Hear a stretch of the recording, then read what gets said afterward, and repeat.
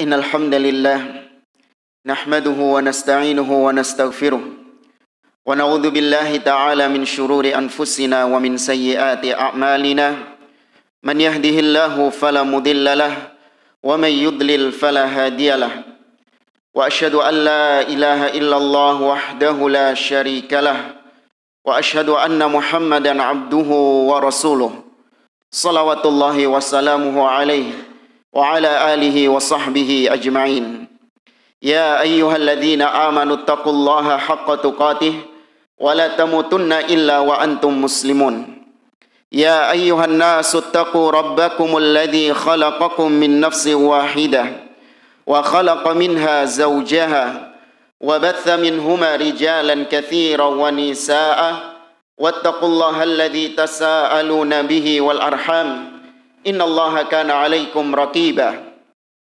يا أيها الذين آمنوا اتقوا الله وقولوا قولا سديدا يصلح لكم أعمالكم ويغفر لكم ذنوبكم ومن يطع الله ورسوله فقد فاز فوزا عظيما أما بعد فإن أصدق الحديث كتاب الله وخير الهدي هدي محمد صلى الله عليه وسلم وشر الأمور محدثاتها وكل محدثة بدعة وكل بدعة ضلالة وكل ضلالة في النار معاشر المسلمين إخواني في الله رحمني ورحمكم الله أوصيكم ونفسي بتقوى الله فقد فاز المتقون.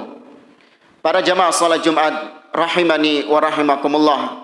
Saya mengajak kepada diri saya pribadi dan kepada para jamaah sekalian untuk meningkatkan kualitas iman dan takwa kita kepada Allah Azza wa Jalla. Takwa sebagaimana kata para ulama maknanya adalah anta'mala bi ta'atillah ala nurin minallah tarju thawaballah, yaitu dengan engkau melaksanakan ketaatan-ketaatan kepada Allah.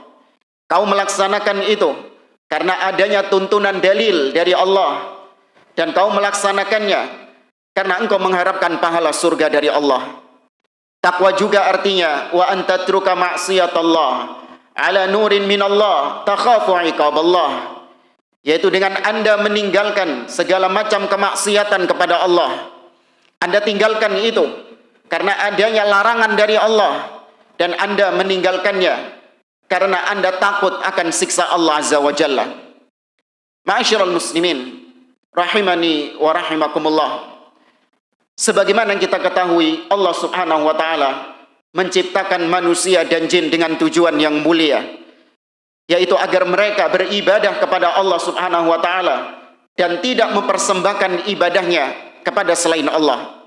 Sebagaimana yang Allah firmankan dalam surah Adz-Dzariyat, Allah berfirman, "Wa ma khalaqtul jinna wal insa illa liya'budun." Dan tidaklah aku ciptakan jin dan manusia melainkan agar mereka menyembah kepadaku. Jamaah rahimani wa rahimakumullah. Begitu agungnya persembahan ibadah kepada Allah Subhanahu wa taala, begitu agungnya tauhid. Banyak di antara ayat-ayat Al-Qur'an ataupun hadis Nabi sallallahu alaihi wasallam yang menjelaskan tentang keutamaan tauhid, tentang keistimewaan tauhid, orang-orang yang berpegang dengan tauhid. Dan demikian pula kebalikan daripada tauhid, Allah Azza wa Jalla. Begitu pula Nabi SAW telah banyak memperingatkan di dalam ayat-ayat ataupun di dalam hadis Nabi SAW tentang bahaya lawan daripada tauhid, yaitu syirik kepada Allah Subhanahu wa taala.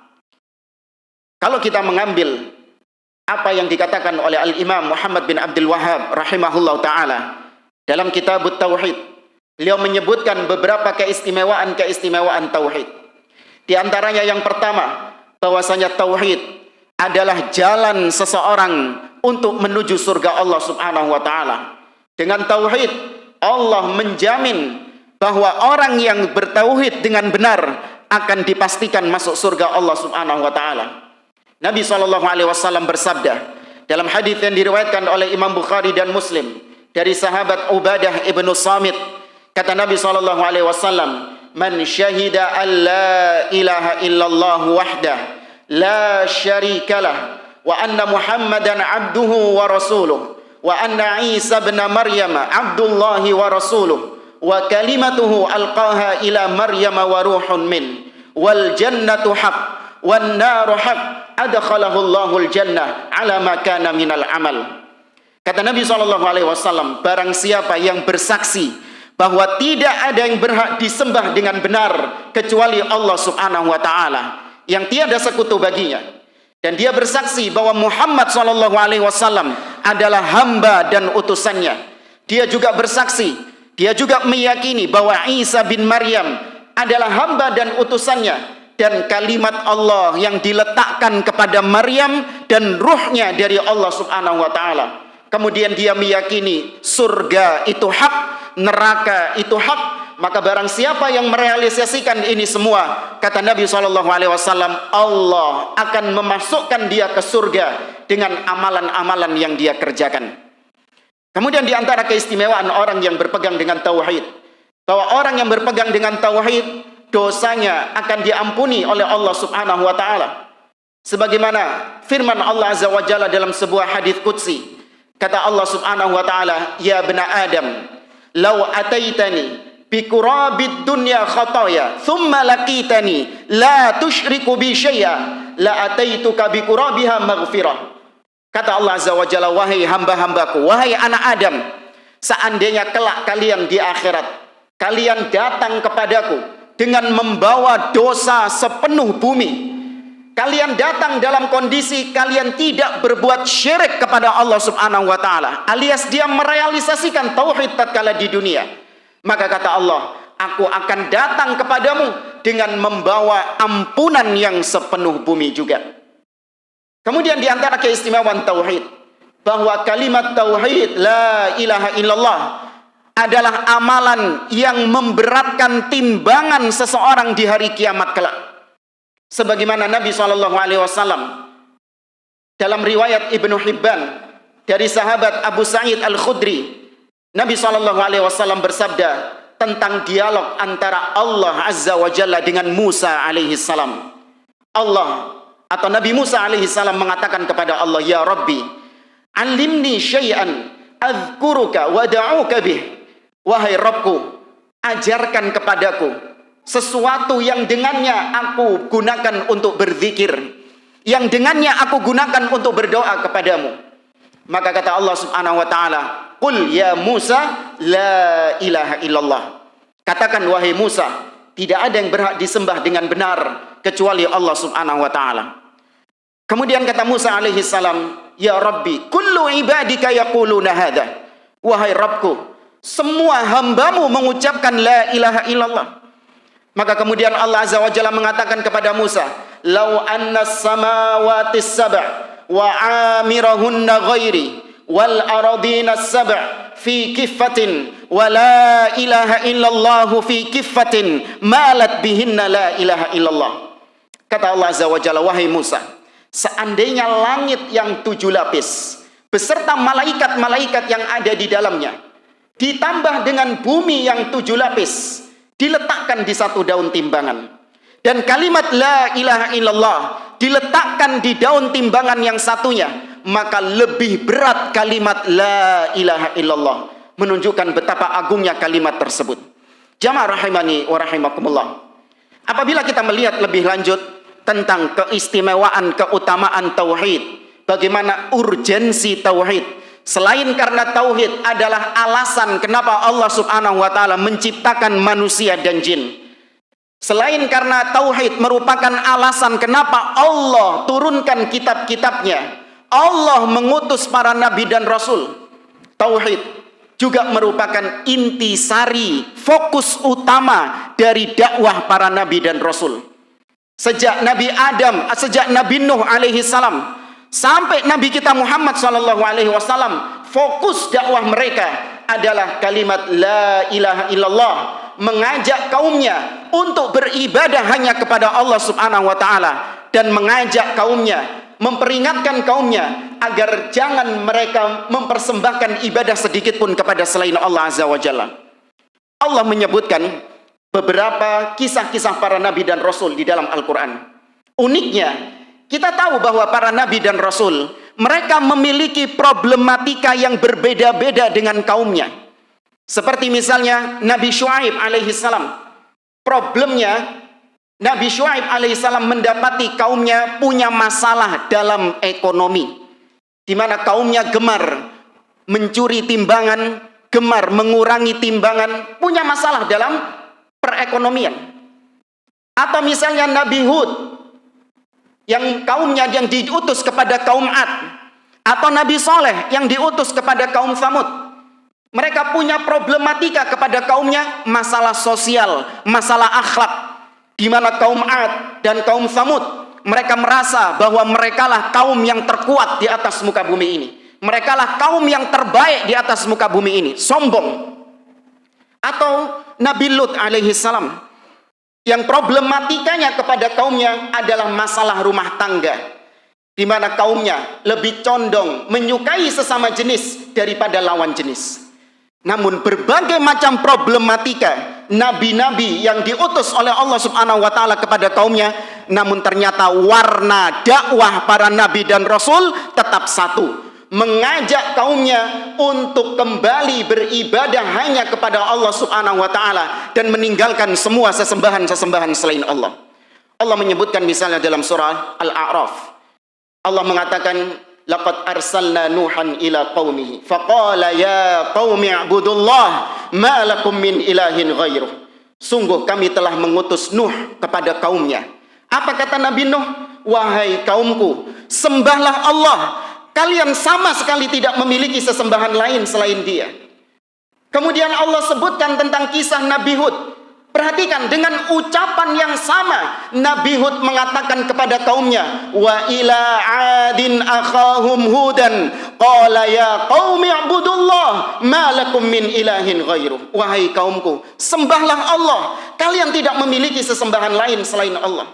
Wa ila Tsamud akhahum salihan qala ya qaumi ibudullah ma lakum min ilahin ghairuh. Wa ila Madyan akhahum Syuaiban qala ya qaumi ibudullah ma lakum min ilahin ghairuh. Semua nabi dan rasul, berbagai macam problematika mereka tetap tidak merubah fokus dakwah mereka, tetap kepada kalimat la ilaha illallah.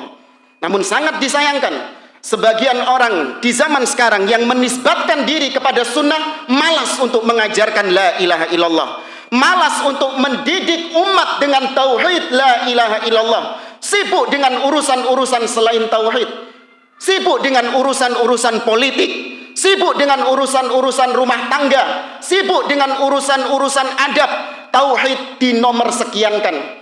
Tauhid tidak pernah dibahas kepada kaum muslimin, bahkan cenderung dihindari karena khawatir terjadi gesekan katanya. Umat tidak pernah dijelaskan bagaimana bentuk-bentuk kesyirikan kepada Allah Subhanahu wa taala. Umat tidak diajarkan bagaimana menyembah Allah, merealisasikan tauhid dengan sebenarnya. Sibuk dengan urusan politik, sibuk meraih kekuasaan, sibuk mengajarkan umat tentang rumah tangga. Bukan karena Islam melarang untuk kaum muslimin belajar tentang masalah rumah tangga, masalah adab, tidak.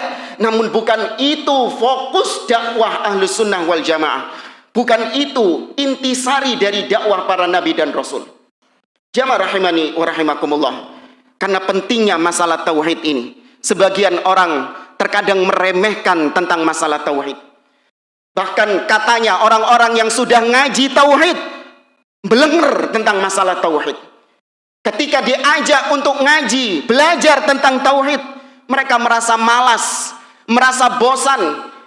Sebagian mengatakan kami sudah bertauhid, nggak perlu kau mengajarkan kepada kami berulang-ulang masalah tauhid.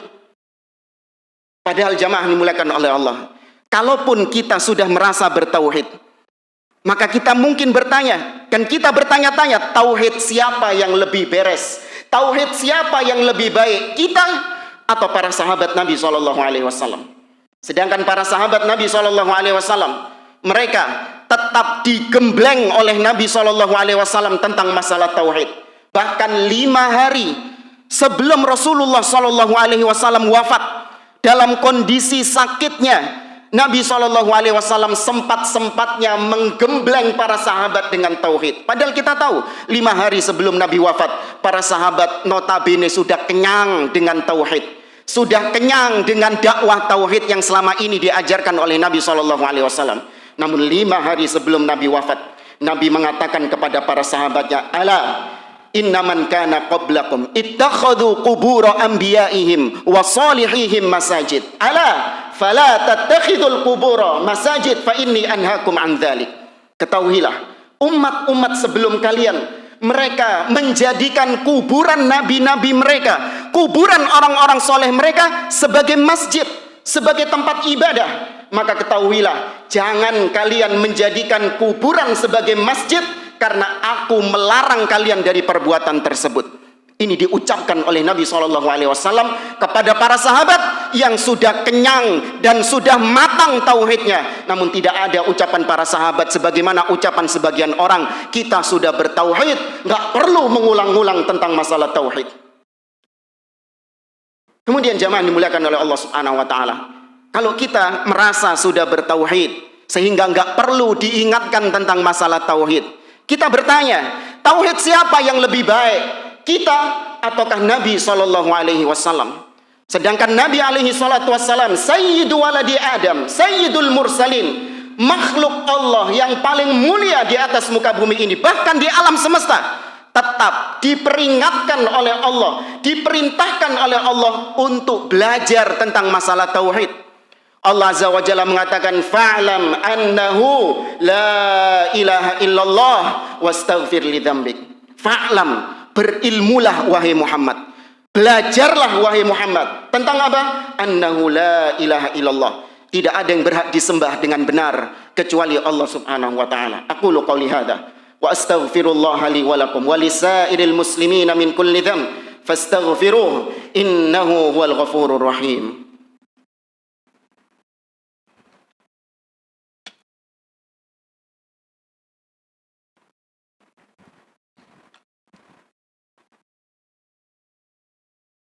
Alhamdulillahi rabbil alamin. Wassalatu wassalamu ala asyrafil anbiya'i wal mursalin, nabiyina Muhammadin wa ala alihi wa sahbihi ajma'in. Thumma amma ba'd. Jamaah rahimani wa rahimakumullah.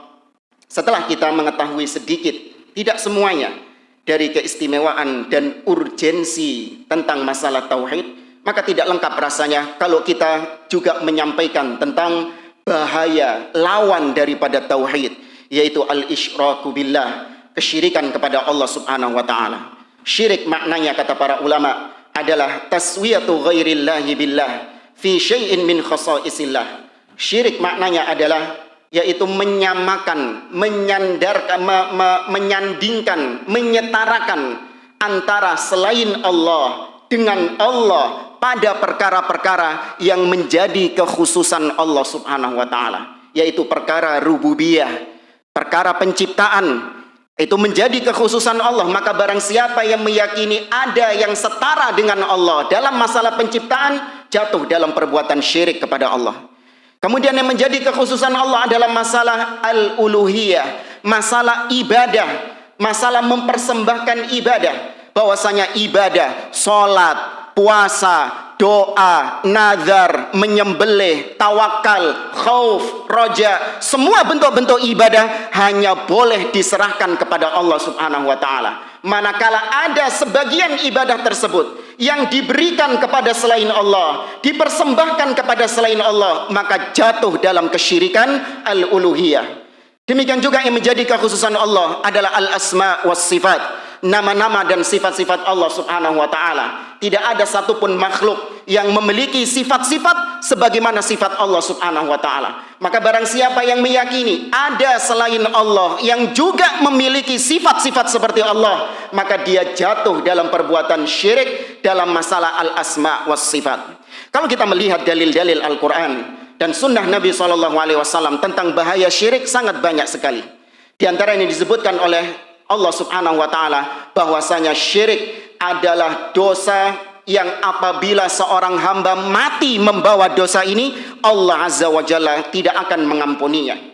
Allah Subhanahu wa taala mengatakan dalam surah An-Nisa, Innallaha la yaghfiru ay yushraka bihi wa yaghfiru ma duna dzalika liman yasha.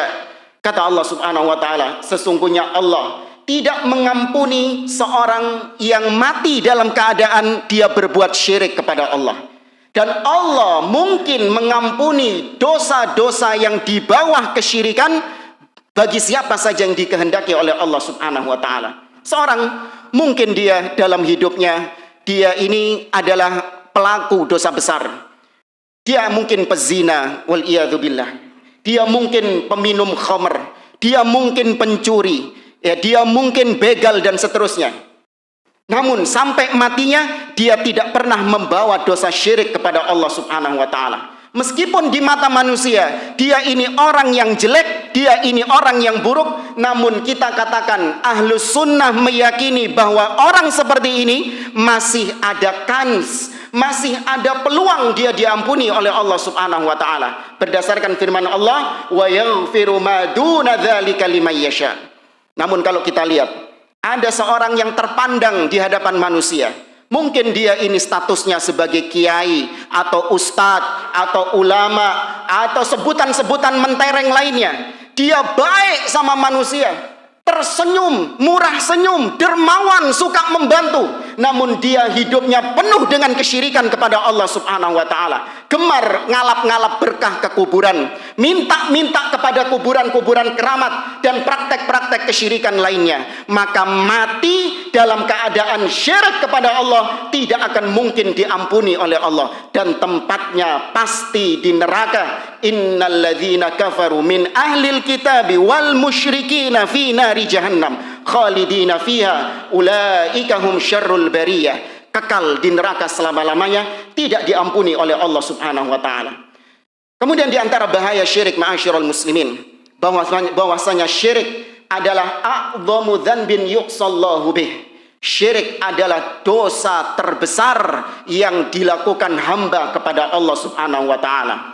Ini sebagaimana firman Allah, sebagaimana Allah menukil ucapan Luqman kepada anaknya. Allah mengatakan, Luqman berkata, wa idh qala Luqmanu libnihi wa huwa ya'idhuhu ya bunayya la tusyrik billah innasyirka la dzulmun 'adzim.